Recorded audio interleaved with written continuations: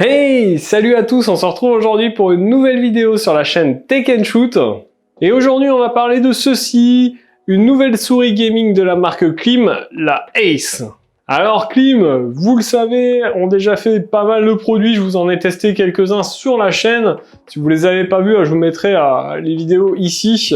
Et ils reviennent aujourd'hui avec une souris sans fil gaming et on va voir ensemble dans cette vidéo si elle vaut le coup ou pas. Donc on est sur une souris qui est vendue aux alentours de 40 €. Je vous mettrai bien sûr tous les liens dans la description, n'hésitez pas à les checker puisque en fonction de la date à laquelle vous regardez cette vidéo, les prix auront peut-être changé. Allez, on perd pas de temps, on va tout de suite aller faire un unboxing de cette souris, on voit son packaging, dans quoi elle est livrée, avec quoi, et puis bien sûr ses spécifications techniques, et on se retrouve tout de suite après pour la tester. Allez, on se retrouve ensemble pour faire l'unboxing de cette Klim Ace. Donc elle vous arrive dans cette boîte, on est sur un carton de pas très haute qualité.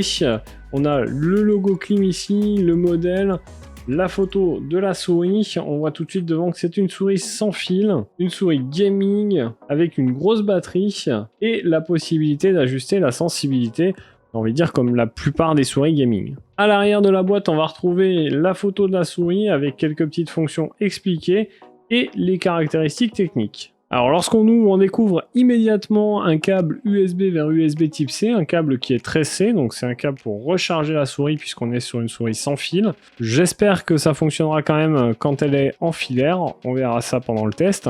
On retrouve ensuite un manuel d'utilisation avec une partie en français, donc ça c'est bien. Une petite pochette Klim avec à l'intérieur des autocollants, donc ça c'est plutôt sympa. Et ensuite, comme avec le casque que je vous avais présenté il n'y a pas longtemps, je vous mettrai la vidéo ici si vous ne l'avez pas vu, un petit livret qui présente l'équipe Klim, et ça je vous laisserai le découvrir à la maison si vous achetez cette souris, parce que vous verrez que c'est plutôt sympa. Et enfin bien sûr on retrouve notre souris. Alors sur cette souris on va retrouver le logo Klim ici, au vu de la transparence je pense qu'on va avoir du RGB, d'ailleurs c'est ce qu'on voyait sur la photo, on verra comment c'est fait. Ici on a une petite ligne, on a un effort de design quand même, avec ici un bouton, là une molette qui est transparente également, donc on va avoir du RGB également au niveau de la molette. Alors molette qui est pas débrayable mais qui est cliquable.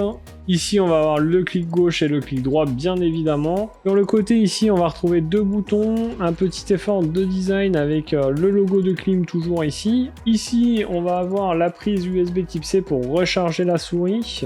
Et sur la droite on a également deux boutons, donc j'ai envie de dire que cette souris est ambidextre sans me tromper, puisqu'on pourra aussi bien la prendre de la main gauche que de la main droite, ça ne changera rien du tout. On a exactement la même forme des deux côtés. Donc une souris ambidextre, je pense que ça plaira à tous les gauchers, ça c'est vraiment sympa. Ensuite, en dessous, on va retrouver les petits patins pour la glisse, le capteur. Ici, un bouton marche et arrêt. Et là, ce que vous voyez ici, eh bien, c'est tout simplement notre petit dongle USB pour la connecter. Alors les dimensions de cette souris, c'est 122 mm de long, 63 mm de haut, 41 mm de large.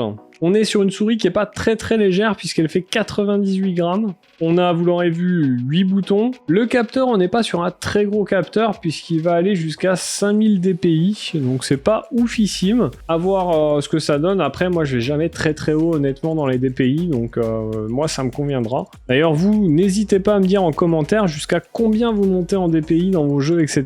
Moi je suis curieux de le savoir. Moi, honnêtement, je monte jamais très haut. On a une durabilité de cette souris à 20 millions de clics, donc c'est plutôt pas mal. Le récepteur sans fil, c'est du 2,4 Go. On a une portée de 10 mètres environ. Une batterie de 600 mAh. On verra ce que ça donne au niveau autonomie. Il nous annonce un temps de charge quand même de 4 heures, donc c'est plutôt long. Et on verra ce que ça donne. Alors, je vais vous l'allumer histoire que vous voyez le RGB. Donc, vous voyez qu'on a ici du RGB là et sur la molette. Je vais la configurer et je vous montrerai tout à l'heure ce que donne le RGB au complet. Allez, voilà un peu pour le tour de cette souris, de cette Klim Ace. Je vais la tester, je vous montre ce que ça donne et puis je vous donne mon avis dessus. Alors, vous l'avez vu, dans cet unboxing, on a un packaging qui est pas oufissime, une souris qui paraît très sobre. On est sur une souris qui pèse tout de même 110 grammes, donc ça en fait une souris assez lourde par rapport à la concurrence. Un capteur qui va seulement à 5000 dpi, donc c'est pas oufissime. Mais par contre, on est sur une souris qui est ambidextre, donc à la fois pour droitier et pour gaucher, et ça, je trouve ça pas mal. On en a très peu.